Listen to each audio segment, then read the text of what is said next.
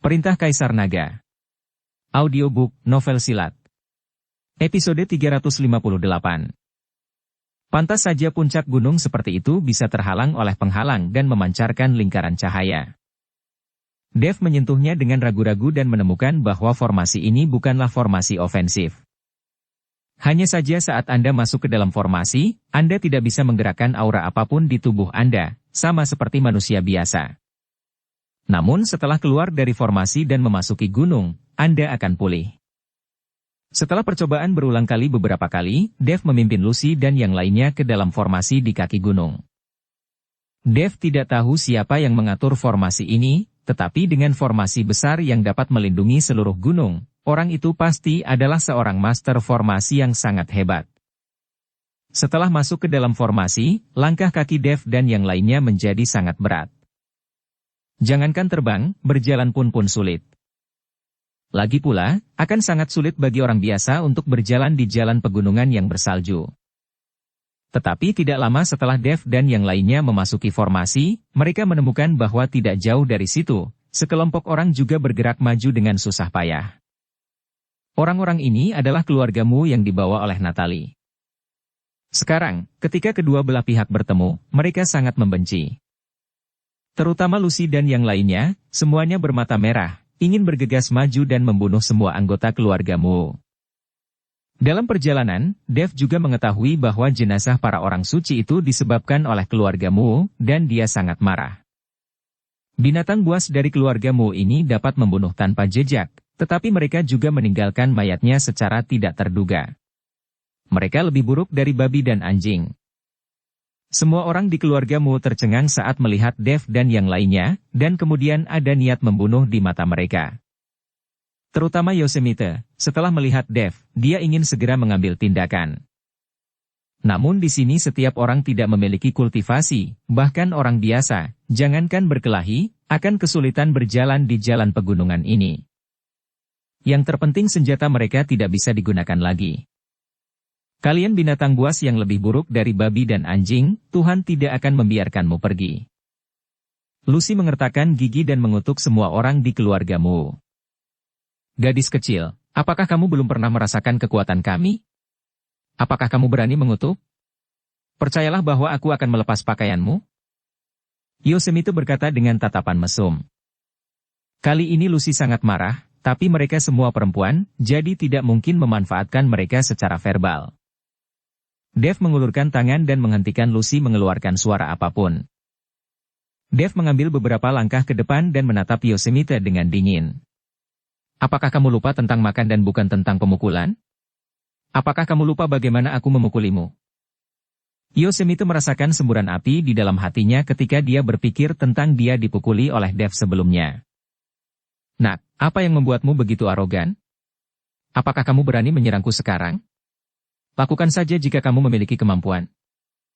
Nak, jika kamu berani melawan keluargamuku, kamu sedang bermain api. Sekarang kamu telah menjadi mangsa dari aliansi penyegelan iblis, beraninya kamu. Apa yang membuatmu begitu sombong? Mata Natalie sedikit menyipit dan dia menatap Dev dan berkata. Dev membunuh keponakannya, dan Natalie sudah lama ingin membunuh Dev untuk membalas dendam. Nenek tua, sebagai tetua istana Guanghan, kamu menyerang orang-orang suci dari istana Guanghan tanpa rasa malu. Hari ini aku akan membalaskan dendam orang-orang suci yang mati itu. Dev mengertakkan gigi dan matanya sangat tajam. Haha, sesumbar saja. Di sini kamu dan aku sama seperti orang biasa. Kita sama sekali tidak bisa menggerakkan aura di tubuh kita. Bagaimana kamu bisa membalas dendam? Gunakan batu yang ada di tanah? Natalie mencibir pada Dev. Itu adalah ejekan. Meskipun mereka sekarang adalah orang biasa, keluargamu jelas sangat kuat, dan mereka semua laki-laki. Bahkan dengan kekuatan tubuh fisik, keluargamu tidak perlu takut. Setelah mendengar perkataan Natalie, Dev langsung membungkuk untuk mengambil batu dan melemparkannya dengan keras.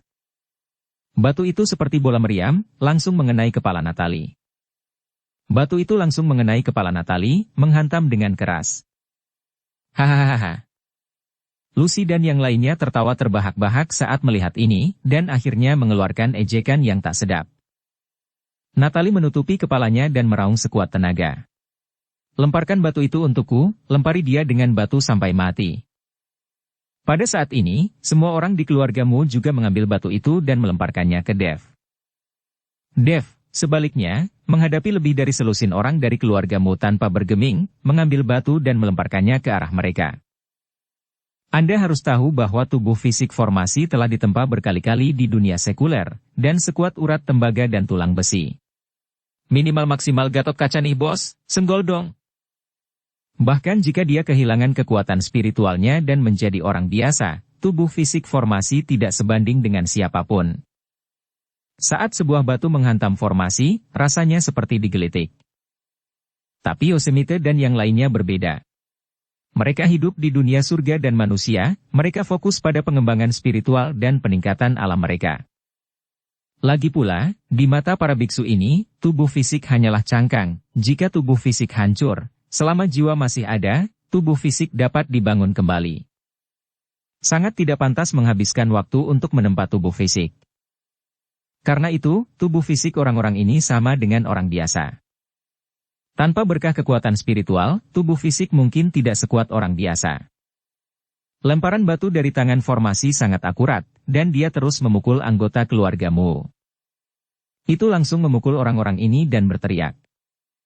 Benjolan besar terbentuk di tubuh mereka dengan sangat cepat. Segera, biksu lain masuk, dan mereka semua terkejut saat melihat pemandangan lucu di depan mereka. Siapa sangka di dunia surga dan manusia, yang penuh dengan biksu, ada juga pertarungan paling primitif. Semua orang melihat kegembiraannya. Tuan Chen, ayo pukul mereka. Lucy memimpin dan mulai berteriak, ayo. Yelena dan yang lainnya juga berteriak bersama, sementara formasi mengangkat kedua tangannya, dan batu di bawah kakinya jatuh seperti tetesan air hujan ke arah semua orang di keluargamu. Semua orang di keluargamu dipukuli berulang kali, dan mereka semua panik. Saat Natali melihat ini, dia menjadi gila. Dia berteriak dengan marah, tapi lagi-lagi dihantam batu, dan dia berdarah. Ayo pergi, jangan berkelahi dengannya. Begitu kita meninggalkan area ini, aku akan memotong anak ini menjadi beberapa bagian. Natali tahu bahwa mereka tidak dapat mengambil keuntungan apapun di sini, dan mereka bahkan ditertawakan. Yosemite dan lainnya sudah lama ingin pergi, jadi mereka menutupi kepala dan lari. Tuan Chen, Anda luar biasa. Sungguh menyegarkan melihat orang-orang dari keluargamu berada dalam kekacauan seperti itu. Lucy melangkah maju dan berkata dengan sangat gembira. Tapi formasi tidak terlalu senang, dia tahu ini karena kekuatan fisiknya dan batasan formasi di sini.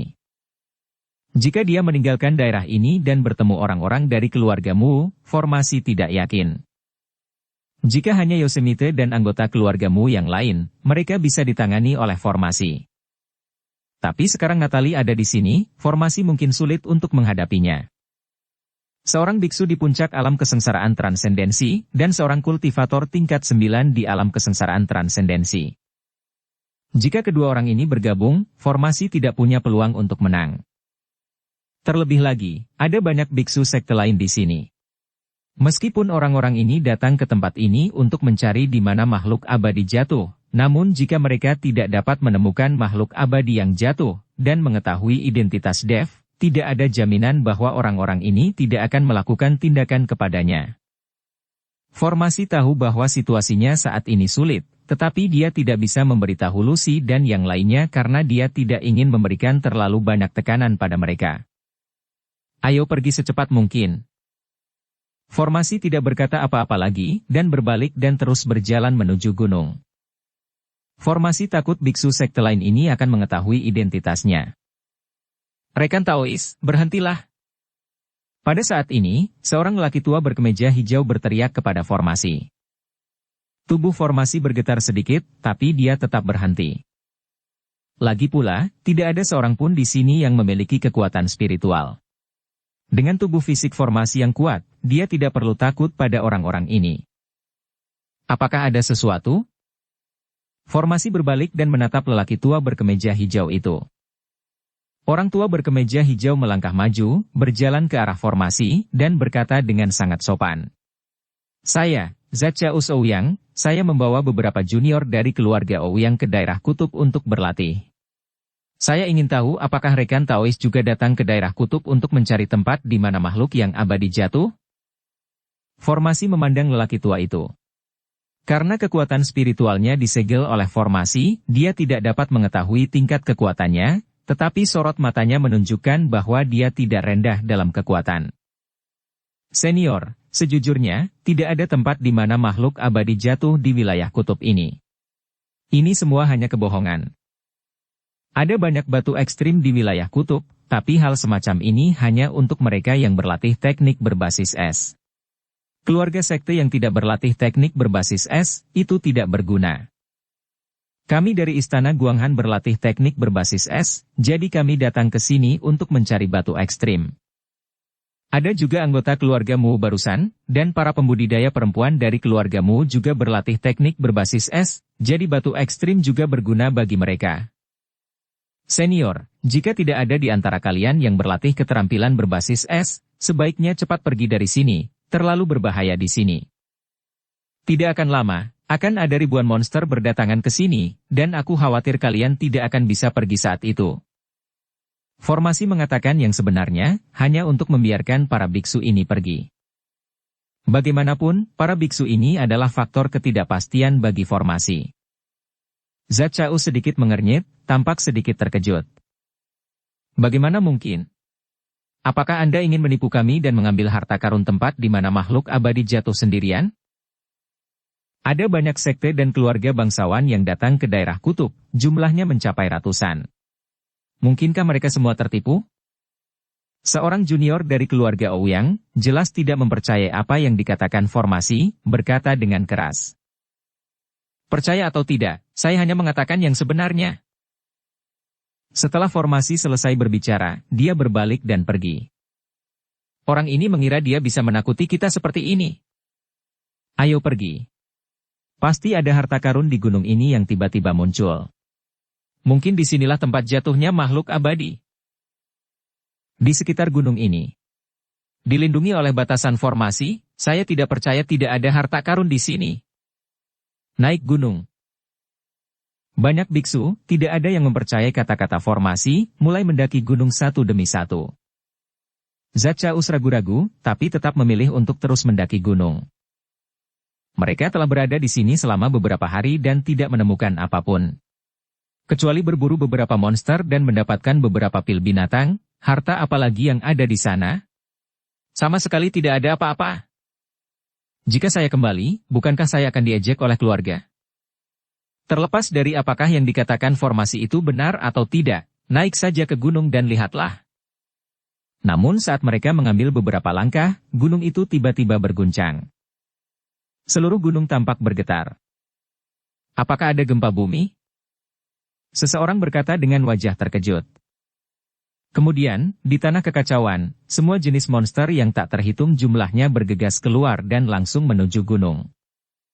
Monster-monster ini semuanya berukuran sangat besar dan jumlahnya banyak. Ruang dan waktu di tanah kekacauan diganggu oleh monster-monster ini, menyebabkan retakan ruang dan waktu terus muncul. Dari waktu ke waktu, akan ada celah dalam ruang dan waktu, menyedot monster. Tapi ini tidak bisa menghentikan monster-monster ini sama sekali. Melihat ribuan monster, semua orang tercengang. Tampaknya apa yang dikatakan Formasi benar, jumlah monsternya sangat banyak. Sekarang dalam Formasi ini, mereka tidak memiliki kekuatan spiritual dan mereka hanya manusia biasa. Jika Anda menghadapi monster-monster ini, Anda hanya akan diinjak-injak. Lari, cepat! Seseorang berteriak dan berlari menuju gunung dengan seluruh kekuatannya, berharap bisa keluar dari jangkauan Formasi ini secepat mungkin. Semua orang berlari kencang, tapi setiap langkah sangat sulit. Mustahil untuk bergerak di atas salju itu. Sekarang, semua orang mulai mempercayai apa yang dikatakan Formasi. Formasi hanya melihat kembali monster-monster yang bergegas keluar dari tanah kekacauan, tanpa berkata apa-apa, dan berjalan ke depan dengan langkah yang terkubur di dalam tanah. Lucy dan yang lainnya tampak panik dan mengikuti dari dekat. Tanpa kekuatan spiritual, perjalanan mereka sangat berat, dan semua orang mulai kehabisan napas. Segera, Formasi tiba-tiba merasakan energi spiritual mengalir di tubuhnya, seperti dasar sungai yang kering, akhirnya air mengalir melalui dirinya, seluruh tubuhnya tiba-tiba terasa nyaman dan langkahnya menjadi sangat ringan. Lucy dan yang lainnya juga merasa lega. Tuan Chen, kita telah keluar dari area formasi dan kekuatan spiritual kita telah pulih. Ayo lari cepat. Lucy melirik monster gelap di kaki gunung dan berkata kepada formasi. Tapi formasi tidak bergerak, dia mengamati sekeliling, dan kemudian dengan cepat mengukir pola formasi di tanah. Formasi tahu bahwa jika monster-monster ini dibiarkan bergegas mendaki gunung, mereka mungkin tidak akan bisa mendapatkan banyak bebatuan ekstrim di gunung. Dengan banyaknya monster, dibutuhkan batu ekstrim dalam jumlah besar. Mereka bekerja keras untuk menemukan batu ekstrim. Sekarang setelah mereka menemukan batu ekstrim, batu itu akan diambil oleh monster-monster ini. Bagaimana mungkin formasi mau menerimanya? Formasi menggambarkan banyak formasi ofensif. Alasan mengapa formasi mengukir formasi di sini adalah karena dia ingin bertaruh bahwa monster ini akan berubah menjadi binatang biasa setelah memasuki formasi di kaki gunung, dan mereka hanya dapat melukai orang dengan kekuatan fisik. Gemuruh. Gelombang binatang buas yang bergegas keluar dari tanah kekacauan tampak seperti kuda liar yang berlari liar, berkerumun. Dengan setiap raungan, Anda dapat mendengar kegembiraan monster-monster itu. Lucy dan yang lainnya melihat ombak hitam yang mendekat di kaki gunung, wajah mereka sangat jelek. Semua orang mengorbankan pedang es mereka dan memegangnya erat-erat di tangan mereka. Kali ini, saya khawatir ini akan menjadi pertarungan yang sulit. Hal yang paling menakutkan saat ini adalah banyaknya biksu dalam formasi. Mereka tidak mempercayai kata-kata formasi, tetapi sekarang mereka menghadapi situasi yang berbahaya. Jika mereka tidak keluar dari formasi ini ketika gelombang besar tiba, mereka akan mati dengan menyedihkan. Semua orang berlari kencang menuju gunung, dan ada pula yang memanjat dengan tangan dan kaki. Ada banyak hal. Mereka sudah lama kehilangan martabat sebagai seorang biksu. Sekarang mereka hanyalah orang biasa. Dalam menghadapi hidup dan mati, satu-satunya pilihan adalah melarikan diri secara naluriah. Zat Chaos juga didukung oleh beberapa juniornya dan terus berlari menuju gunung. Namun gelombang monster semakin dekat, dan para biksu ini masih agak jauh dari jangkauan formasi. Melihat formasi dan yang lainnya, orang-orang ini hanya bisa berteriak minta tolong. Rekan Taois, tolong, tolong. Para biksu ini tahu bahwa formasi dan yang lainnya pasti sudah berada di luar jangkauan formasi, jadi mereka berhenti dan memegang senjata di tangan, bersiap untuk pertempuran. Meskipun orang-orang ini menangis minta tolong, mereka juga tahu bahwa mereka tidak memiliki saudara atau teman. Siapa yang akan mengambil risiko untuk menyelamatkan mereka? Memasuki formasi ini, Anda hanyalah orang biasa. Apa yang dapat Anda lakukan untuk menyelamatkan mereka? Hanya saja naluri bertahan hidup membuat mereka menangis minta tolong. Formasi memandang para biksu yang akan diterjang oleh gelombang monster, dan sepertinya ada keputusan di matanya. Lucy, jaga tempat ini. Jika monster ini menerobos formasi, kamu harus segera mengungsi dan melanjutkan mendaki gunung. Tuan Chen, apa yang akan Anda lakukan? Lucy bertanya dengan ragu. Aku akan menyelamatkan orang-orang ini. Kata formasi. Tuan Chen, jangan lakukan hal bodoh. Anda sendirian, bagaimana Anda bisa menyelamatkan mereka? Terlebih lagi, jika Anda masuk ke dalam formasi itu, kekuatan spiritual Anda akan hilang dan Anda akan menjadi orang biasa. Bagaimana Anda bisa menyelamatkan mereka? Lucy buru-buru membujuk formasi. Aku punya caraku sendiri. Aku akan tahu apakah itu berhasil atau tidak jika aku tidak mencobanya. Setelah formasi selesai berbicara, dia memegang pedang pembunuh naga di tangannya. Teknik pedang 9 bayangan. Formasi mengayunkan pedang pembunuh naganya, dan hantu muncul satu demi satu. Kemudian 6 formasi yang identik berdiri bersama dengan rapi. Setiap orang memiliki aura yang sama. Ini mengejutkan Lucy dan yang lainnya. Mereka tidak tahu yang mana formasi yang asli. Formasi ingin klon yang dihasilkan dari teknik pedang 9 bayangan memasuki formasi dan menghentikan gelombang monster. Namun, dia tidak tahu apakah tabu dari formasi ini akan menekan klon tersebut. Secara logika, tidak akan ada penindasan, lagi pula kekuatan klon ini juga disuplai dari tubuh formasi. Selama tubuh formasi tidak ditekan oleh batasan formasi, kekuatan spiritual di tubuhnya akan digunakan oleh klon ini. Justru karena itulah formasi mencobanya. Seorang biksu telah dikalahkan oleh gelombang binatang buas dan diinjak-injak sampai mati. Saat beberapa orang diinjak sampai mati, banyak biksu menjadi semakin panik. Dengan pemikiran di benak Dev, beberapa klon langsung masuk ke dalam formasi. Segera setelah mengayunkan pedang pembunuh naga, sinar pedang membubung ke langit, dan kemudian memblokir gelombang monster yang berkerumun. Benar saja, seperti yang dipikirkan Dev, klon tidak dapat dibatasi dalam formasi ini. Zatchaeus dan yang lainnya terkejut ketika mereka melihat beberapa dev tiba-tiba muncul, masing-masing memancarkan aura yang menakutkan. Tapi mereka tidak punya waktu untuk terkejut saat ini, jadi mereka tidak punya pilihan selain melarikan diri dengan putus asa. Dengan bantuan dev, semua biksu yang tersisa berlari keluar dari formasi tanpa bahaya apapun. Ketika kekuatan spiritual kembali, semua orang terengah-engah. Beberapa klon Dev juga dikalahkan oleh gelombang monster saat ini. Dev tidak menggunakan seluruh kekuatannya, dia ingin mempertahankan kekuatannya dan menggunakannya dalam formasi ini. Begitu Dev mengangkat tangannya, formasi melonjak satu demi satu. Formasi tersebut mengandung niat membunuh, seolah-olah mereka akan mencekik semua yang masuk. Dev memegang pedang pembunuh naga, dengan tubuh emas yang tidak bisa dihancurkan menutupi seluruh tubuhnya. Naga emas meraung dan mengelilingi Dev. Langit dan bumi terhubung langsung, dan dinding api muncul dari tanah, menghalangi jalan majunya gelombang binatang buas. Lucy dan yang lainnya juga memegang pedang es, dan aura mereka terkondensasi menjadi satu. Ini mungkin akan menjadi pertarungan yang sengit. Gelombang monster semakin dekat, dan bau darah pada monster-monster itu bisa tercium dengan jelas. Monster-monster ini meraung dan sepertinya tidak memiliki rasa takut. Ini seperti menjadi gila. Seperti kata pepatah, manusia mati demi kekayaan dan burung mati demi makanan. Monster-monster ini akan mempertaruhkan nyawa mereka demi batu ekstrim. Setelah pulih, banyak biksu melarikan diri tanpa menoleh ke belakang, tanpa menunjukkan rasa terima kasih sedikit pun kepada Dev. Namun beberapa biksu juga mengeluarkan senjatanya, seolah ingin menahan serangan gelombang binatang ini bersama-sama. Tuan, apa yang akan kita lakukan? Seorang junior dari keluarga Wu yang bertanya, agak bingung.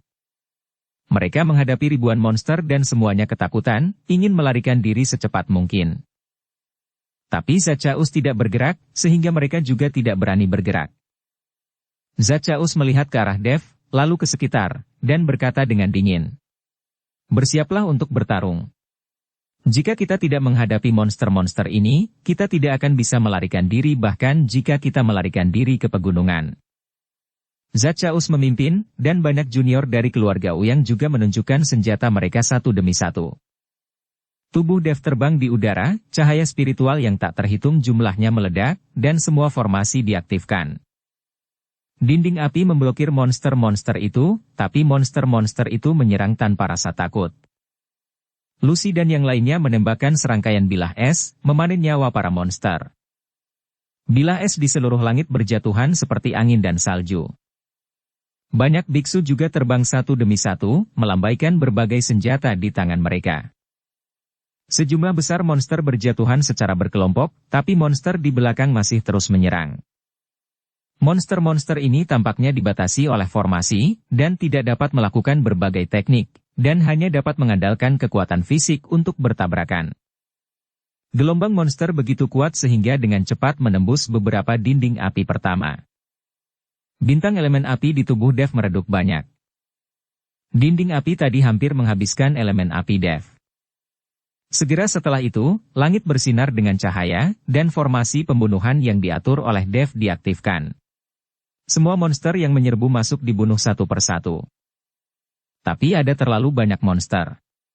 Bahkan jika ada formasi pembunuh, monster-monster yang putus asa untuk hidup mereka masih berkerumun. Pada saat yang sama, keterampilan monster-monster ini pulih, dan masing-masing menghembuskan kabut putih. Udara dingin yang tak terbatas membentuk dinding kabut putih, berguling ke arah Dev dan yang lainnya. Di bawah kabut dingin ini, formasi pembunuh Dev dengan cepat ditembus. Melihat ini, Dev mengayunkan pedang pembunuh naga dengan sekuat tenaga, dan naga emas itu meraung, menyemburkan aliran api dari mulutnya. Monster-monster ditelan oleh api. Di saat yang sama, api bertabrakan dengan kabut dingin, berubah menjadi tetesan air hujan yang tak terhitung jumlahnya dan jatuh. Sambil memegang pedang pembunuh naga, Dev tiba-tiba melambaikan telapak tangannya, dan awan petir berkumpul di langit, membuat suara gemuruh. Telapak tangan guntur. Sebuah telapak tangan besar perlahan terbentuk, dan kilat menjalar melalui telapak tangan, menekan ke bawah dengan kekuatan guntur. Guntur dan kilat menyambar monster-monster itu, seketika membuat mereka menghilang menjadi abu. Melihat telapak guntur Dev, banyak biksu juga terkejut. Sekarang setelah mereka semua memulihkan kekuatan spiritual mereka, mereka dapat mengetahui ranah Dev. Dia hanya berada di alam kesengsaraan transendensi tingkat ketiga, tetapi kekuatan yang dia tunjukkan sangat membingungkan. Lucy dan yang lainnya juga berjuang untuk membunuh monster tersebut. Hanya saja mereka juga berada di barisan terdepan. Gerombolan monster menyerang tanpa takut mati, yang membuat Lucy dan yang lainnya merasa sangat berat. Ketika Dev melihat ini, bintang aslinya bersinar, dan dia menggunakan sumber ilusi untuk membuat formasi ilusi tepat di depan Lucy dan yang lainnya. Meskipun formasi ilusi tidak mematikan, itu dapat menghentikan laju dan kecepatan serangan monster-monster itu. Benar saja, setelah monster-monster ini menyerbu ke dalam formasi ilusi, mereka semua menjadi lesu, seperti lalat tanpa kepala yang tersesat. Ini juga membuat Lucy dan yang lainnya menghela nafas lega. Zachaeus memimpin keluarga Ouyang dan biksu lainnya yang tersisa untuk melawan gelombang monster. Zachaeus, yang berada di alam kesengsaraan transendensi tingkat 9, menari dengan telapak tangannya dan bayangan hitam yang tak terhitung jumlahnya terbang keluar dari antara lengan dan jubahnya. Kemudian bayangan hitam ini berubah menjadi boneka, seperti robot, mengendalikan dan bergegas menuju monster itu. Bahkan jika monster menyerbu masuk, tidak ada yang akan gentar. Sudah ada mayat monster-monster yang tak terhitung jumlahnya di tanah, dan darah mengalir ke sungai, mewarnai salju putih menjadi merah. Bau darah yang menyengat bahkan terlalu menyengat bahkan bagi orang yang terbiasa membunuh. Namun, pil binatang yang berserakan di tanah juga merangsang keserakahan manusia. Beberapa mayat monster mati ini meledak, dan pil binatang itu jatuh ke tanah. Tahukah Anda, setiap monster memiliki pil binatang di tubuhnya. Dengan begitu banyak monster yang mati, akan menjadi sumber daya yang sangat besar untuk mengumpulkan pil binatang buas ketika saatnya tiba. Banyak orang menolak untuk mundur, dan ini pasti alasannya. Siapa yang tidak ingin mendapatkan pil binatang buas? Tapi monster-monster itu sepertinya tidak terbatas dan tidak ada cara untuk membunuh mereka semua. Dan pertarungan semacam ini tidak diragukan lagi adalah pertarungan yang paling menuntut secara spiritual. Beberapa biksu hanya bisa menelan pil sambil melawan dengan seluruh kekuatan mereka. Formasi ilusi yang dikerahkan oleh Dev untuk sementara memperlambat monster-monster itu, tetapi segera formasi ilusi tidak dapat lagi bertahan. Bagaimanapun, kekuatan formasi ilusi tidak terlalu tinggi. Saat formasi ilusi itu dipatahkan, tekanan pada Lucy dan para orang suci lainnya meningkat secara dramatis. Monster mulai menyerbu ke arah mereka, mengikuti Lucy dan yang lainnya untuk bertarung dalam jarak dekat. Beberapa orang suci mulai terluka. Sister Yelena, apa yang harus kita lakukan? Lucy berkeringat deras dan menatap Yelena tanpa daya. Yelena juga tampak putus asa saat ini. Bagaimana dia bisa tahu apa yang harus dilakukan? Menghadapi monster-monster yang tak ada habisnya, sepertinya tidak ada cara untuk membunuh mereka semua. Mereka hampir mencapai batasnya. Betapapun bertekadnya mereka, batas fisik mereka telah tercapai. Tanpa berkah kekuatan spiritual, tidak ada gunanya sekeras apapun mereka berusaha. Mundur, semuanya mundur. Dev, yang melayang di udara, telah melihat bahwa Lucy dan yang lainnya telah mencapai batasnya. Jika ini terus berlanjut, cepat atau lambat mereka akan mati di bawah kuku besi para monster itu. Dev masih meremehkan kekuatan monster ini. Lucy dan yang lainnya saling memandang, lalu mulai mundur dengan cepat. Tapi monster-monster itu menolak untuk melepaskannya, dan Lucy serta yang lainnya hanya bisa bertarung dan mundur pada saat yang sama. Zachaeus Ouyang juga terlihat tidak berdaya, dan melambaikan tangannya dan berkata, "Mundur, cepat mundur ke puncak gunung." Ketika biksu lain melihat ini, mereka semua mundur. Adapun pil binatang buas di tanah, mereka hanya bisa kembali untuk mengambilnya ketika mereka punya kesempatan. Kristal naga di dada Dev berkedip-kedip, dan segala jenis kekuatan bekerja keras. Jejak telapak tangan jatuh dari udara dan mengenai monster-monster itu. Dev harus menghentikan monster-monster ini untuk sementara, jika tidak Lucy dan yang lainnya tidak akan bisa melarikan diri sama sekali. Lucy dan yang lainnya lari dengan putus asa, tidak berani ragu sama sekali. Apa yang terjadi? Di puncak gunung, Natalie melihat ke arah kaki gunung dan sedikit mengernyit. Karena pada saat ini, dia melihat suara gemuruh terus-menerus di kaki gunung, energi spiritual yang terjalin di seluruh langit, dan berbagai kilatan cahaya. "Nona, ada gelombang binatang datang dari bawah gunung." Sepertinya Dev memimpin orang-orangnya untuk melawan gelombang binatang itu. Yosemite melangkah maju dan berkata, "Anak ini berani menghadapi gelombang binatang secara langsung. Dia sangat bodoh." Natalie tersenyum dingin, lalu memerintahkan, "Jangan khawatirkan dia. Menurutku mereka tidak akan datang ke gunung hidup-hidup. Sekarang kalian segera pimpin orang untuk mengumpulkan batu ekstrim, temukan pintu masuk ke tambang batu ekstrim, dan kumpulkan batu ekstrim sebanyak mungkin. Atau kita tidak akan punya kesempatan. Anda harus tahu kalau monster-monster ini pasti sedang menuju ke arah tambang batu ekstrim." "Oke." Ini Dev. Yosemite mengangguk dan mulai memimpin orang-orang mengumpulkan batu ekstrim. Saat ini, Dev masih berjuang untuk membunuh monster itu. Lucy dan yang lainnya sudah menjauhkan diri dari monster di belakang mereka. Zachaeus dan yang lainnya juga mundur ke gunung. Pada saat ini, hanya ada Dev, memegang pedang pembunuh naga, terus-menerus membunuh monster di antara guntur langit dan bumi. Semua orang menatap Dev dengan tatapan kosong, dengan keterkejutan dan keterkejutan di mata mereka. Satu orang versus semua binatang. Zachaeus adalah biksu tingkat 9 di alam kesengsaraan transendensi, tapi dia tidak begitu berani. Tetapi saat ini, hanya Dev yang tahu bahwa dia juga ingin mundur, tetapi dia tertahan oleh gelombang monster dan tidak dapat melarikan diri sama sekali. Dev termasuk dalam kategori banteng, dan dia juga sadar diri. Kategori banteng, tapi bukan moncong putih ya. Dia sama sekali tidak mungkin aku bisa menghentikan gelombang besar ini sendirian. Sekarang Dev terjebak dalam gelombang monster dan ingin berjuang untuk keluar, tetapi monster semakin banyak. Udara dingin yang menutupi langit dan matahari membuat Dev berangsur-angsur menghilang. Jika Dev tidak memiliki roh api terhebat, udara dingin pasti sudah lama membekukan Dev. Ini adalah udara dingin yang dimuntahkan oleh puluhan ribu monster. Tubuh emas Dev yang tidak bisa dihancurkan telah hancur total, dan bekas darah muncul di tubuh kuat Dev. "Sialan, apakah kamu harus membiarkan aku mati?" Dev terdiam beberapa saat.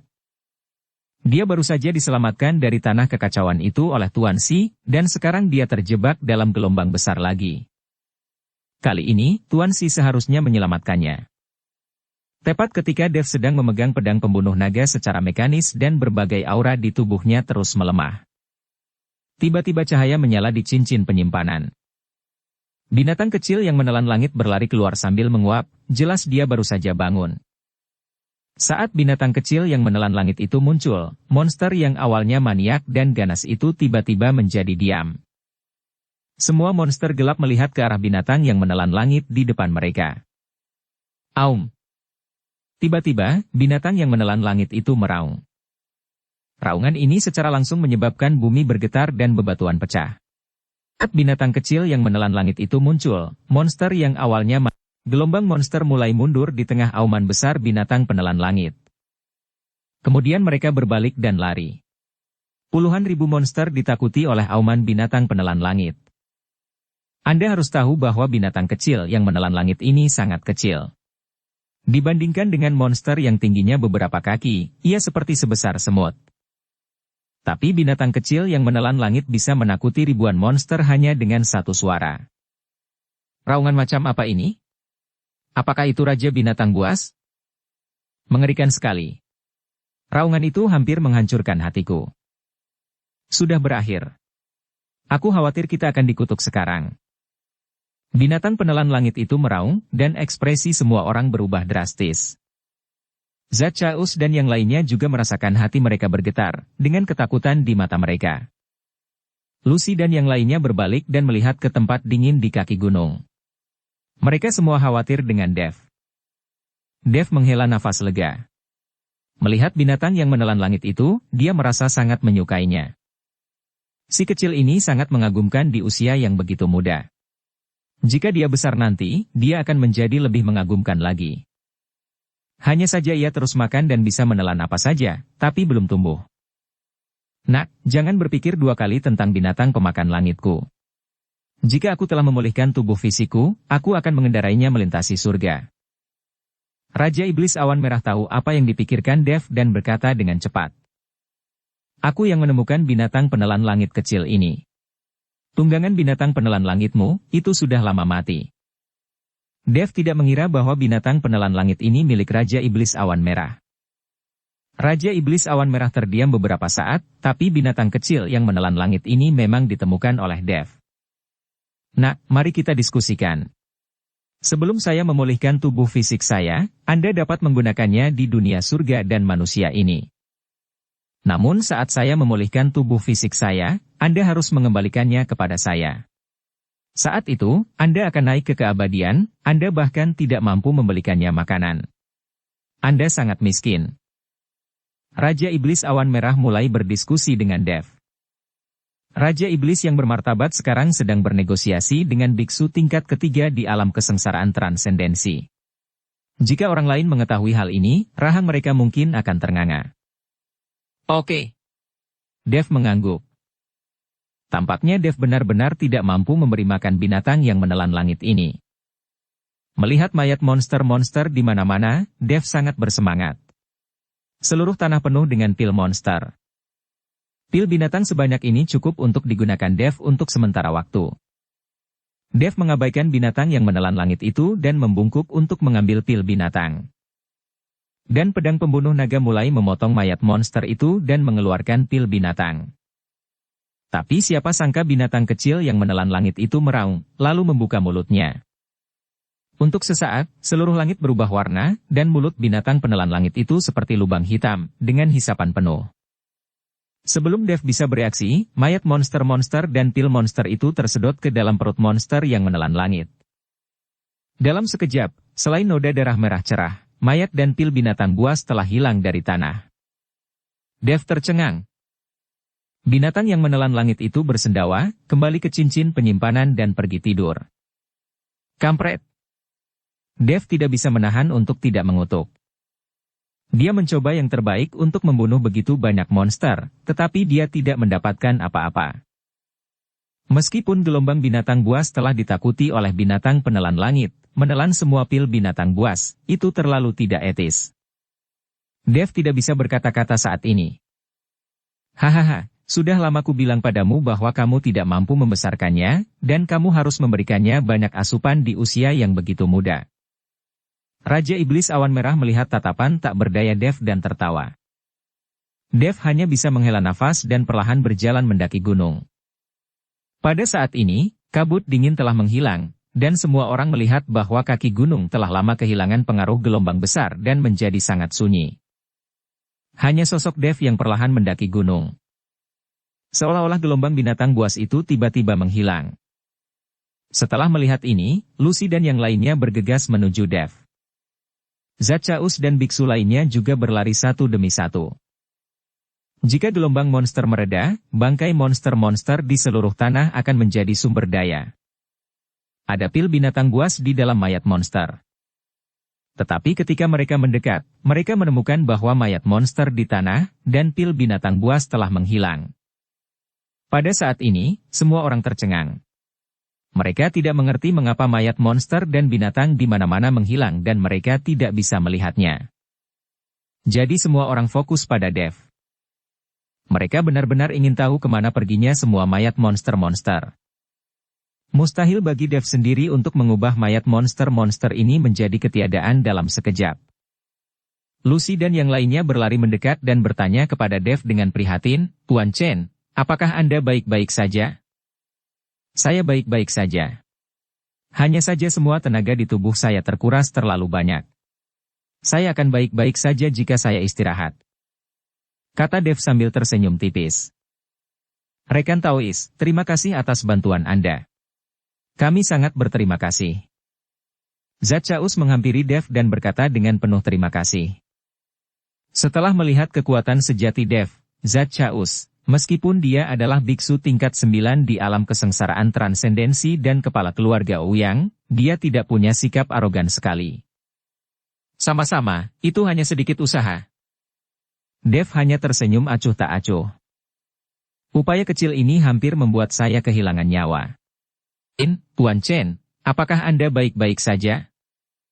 "Rekan Taois, saya tidak tahu mengapa gelombang binatang itu tiba-tiba pergi, dan mengapa mayat monster di mana-mana hilang."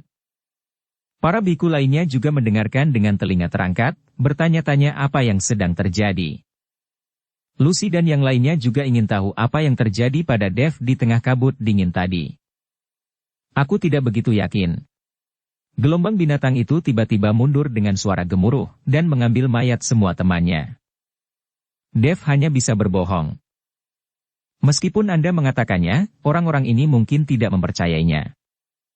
Mereka belum pernah melihat monster mitos yang bisa menelan begitu banyak mayat monster-monster sekaligus, dan mereka tidak dapat mempercayainya.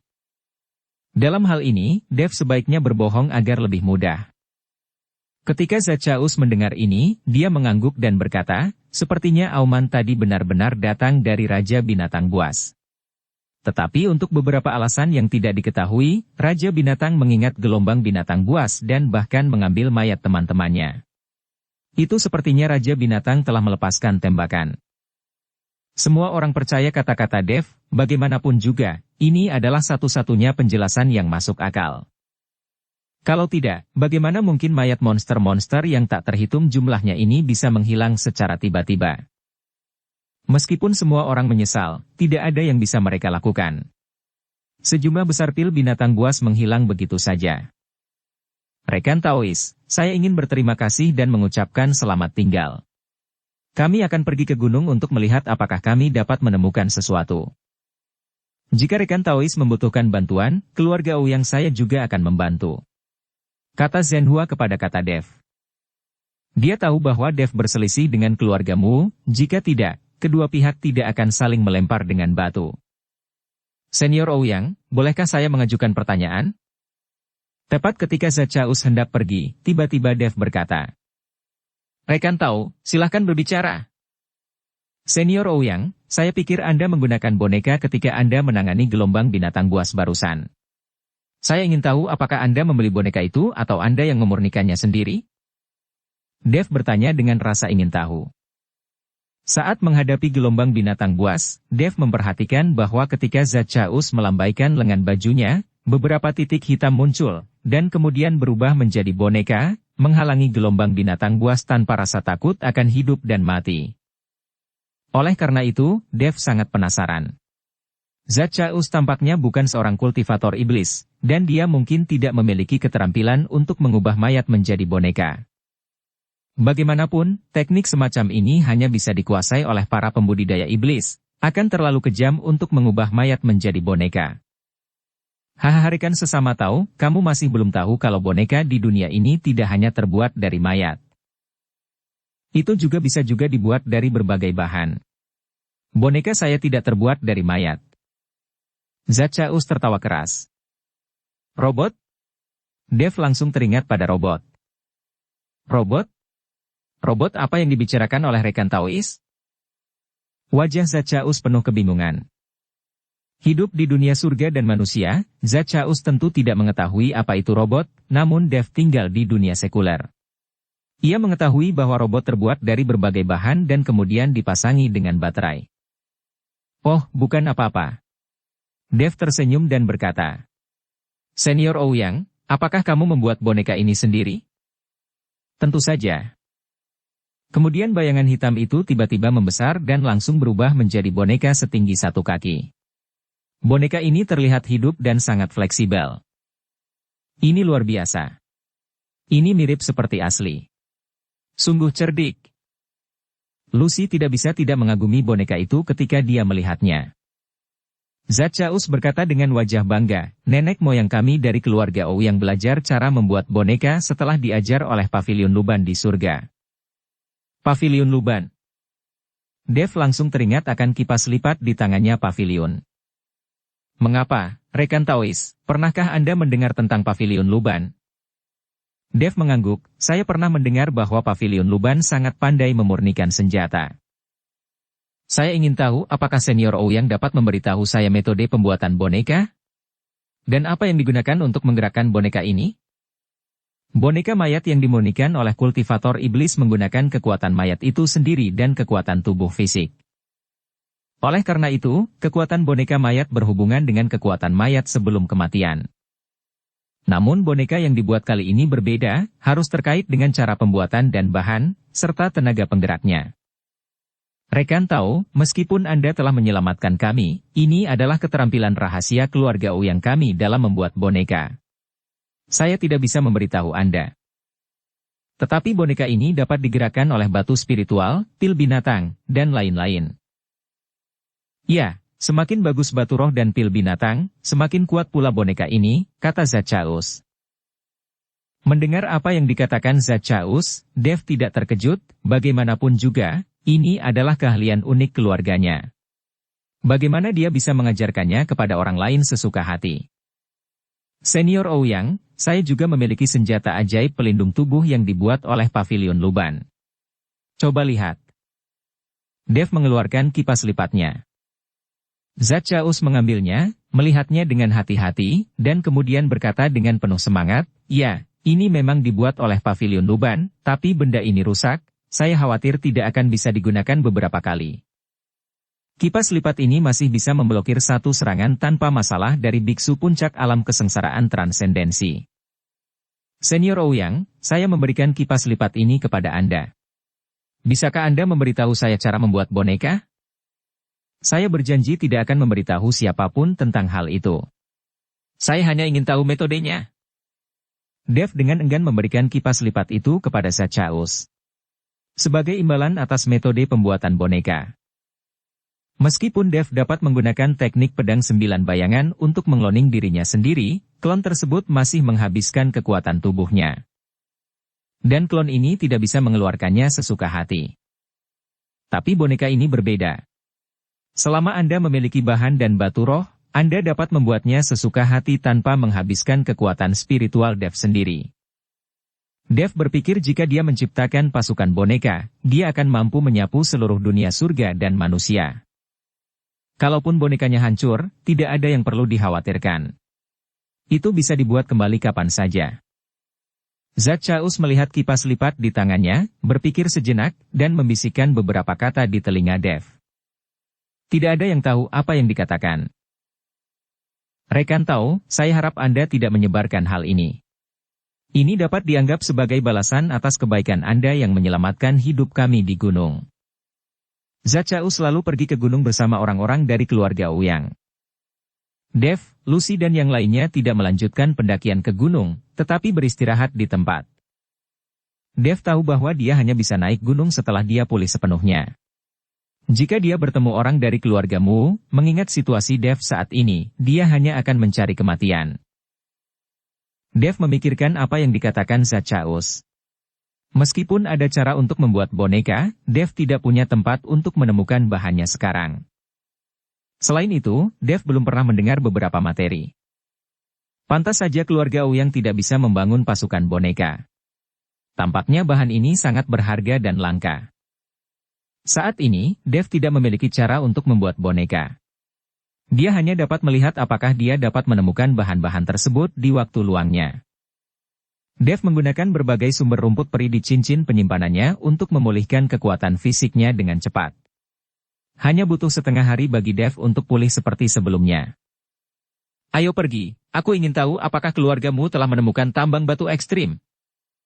Setelah memulihkan kekuatannya, Dev membawa Lucy dan yang lainnya dan mulai bergegas menuju gunung. Sepanjang jalan, ada batu ekstrim di mana-mana. Batu ekstrim yang berserakan di tanah tidak diambil. Biksu lain tidak mengetahui batu ekstrim, dan batu ekstrim ini tidak ada gunanya bagi mereka. Lucy dan yang lainnya mencoba yang terbaik untuk mengambilnya, tapi ini memperlambat perjalanan mereka. Berhenti mengambilinya. Jika kamu dapat ke tempat tambang batu ekstrim, kamu bisa mengambil sebanyak yang kamu mau. Dev tidak membiarkan Lucy dan yang lainnya mengambil batu ekstrim, itu membuat mereka berjalan terlalu lambat. Jangan naik. Tiba-tiba, Dev mendengar suara Raja Iblis Awan Merah di benaknya. Dev tertegun dan bertanya dengan bingung, mengapa? Aku teringat sesuatu. Seharusnya ada sebuah gua di lereng gunung, yang mengarah langsung ke Tanah Kekacauan. Dan di Tanah Kekacauan, sepertinya ada sebuah sekte. Raja Iblis Awan Merah sepertinya terjebak dalam kenangan menyakitkan dan berkata perlahan. Gua? Menuju ke Tanah Kekacauan? Dev tercengang. Memang benar, separuh dari puncak gunung ini terbungkus dalam Tanah Kekacauan. Dev dan yang lainnya mendaki gunung dari sisi lain, jadi mereka tidak terpengaruh oleh Tanah Kekacauan. Tapi bukankah bercanda jika mengatakan bahwa ada sekte di Tanah Kekacauan?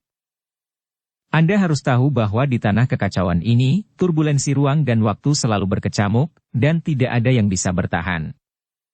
Namun, seseorang tidak bisa sepenuhnya tidak mempercayai apa yang dikatakan Raja Iblis Awan Merah.